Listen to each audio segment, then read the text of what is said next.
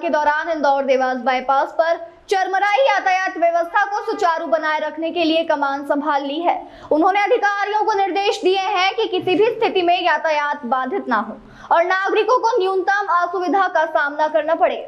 Collector के निर्देश, यातायात बाधित ना हो, नागरिकों को न्यूनतम असुविधा का सामना करना पड़े, आवश्यक संसाधनों और व्यवस्थाओं की पूर्ति सुनिश्चित की जाए।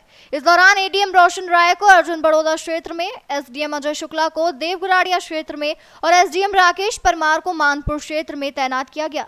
यहाँ भारी वाहनों को वैकल्पिक मार्गों की ओर मोड़ने के साथ साथ यातायात नियंत्रण और निगरानी संबंधित विभागों के अधिकारियों व अमले के साथ मिलकर व्यवस्थाएं संभाली जा रही है।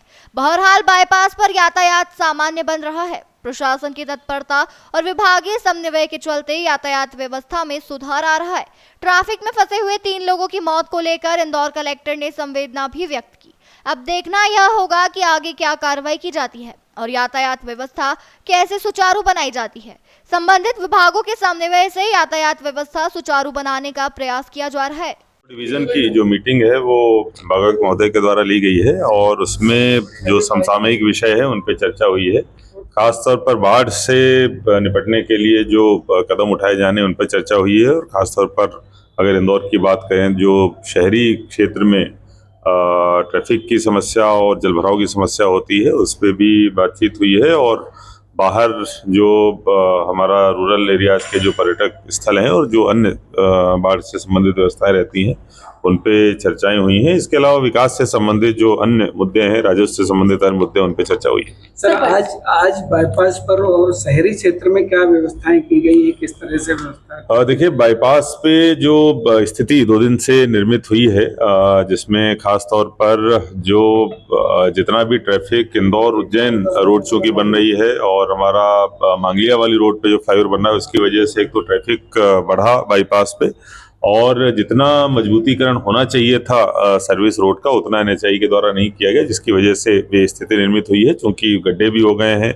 और ट्रैफिक भी बढ़ा है। स्थिति को नियंत्रित करने के लिए सभी हमारे अधिकारी जो हैं वो फील्ड में हैं। सबसे पहले हमने जो मानपुर से आने वाला जो ट्रैफिक है उसको डाइवर्ट किया है, जो बदनावर होते हुए सीधा एबी रोड पर उज्जैन होते हुए निकलेगा। निश्चित रूप से जो भारी वाहन है केवल उनको डाइवर्ट किया जा रहा है। 50-60 किलोमीटर का एक्स्ट्रा रूट रहेगा, लेकिन वो बहुत अच्छा रोड है, इसलिए वो बहुत ही सहूलियत से उधर से निकल जाएंगे।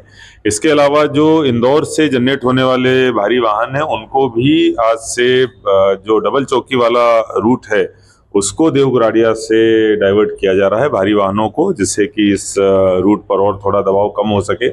इसके अलावा जो जयपुरिया इंस्टीट्यूट से होते हुए टकाचिया से शिप्रा जाने वाला रास्ता है उसको भी एक्टिवेट किया गया है। जैसे जैसे थोड़ा बहुत ट्रैफिक का दबाव कम हुआ है वैसे वहां पर एनएचआई के माध्यम से जो रोड रेस्टोरेशन का काम है और मजबूतीकरण का काम है डीएलसी के जरिए और पेवर ब्लॉक के जरिए उसको भी कराया जा रहा है। ये सारे कदम उठाए जा रहे हैं। लगातार हमारी सभी टीमें, सभी एडीएम एसडीएम फील्ड पे ही काम कर रहे हैं। मुझे लगता है शाम तक हम लोग स्थिति पे नियंत्रण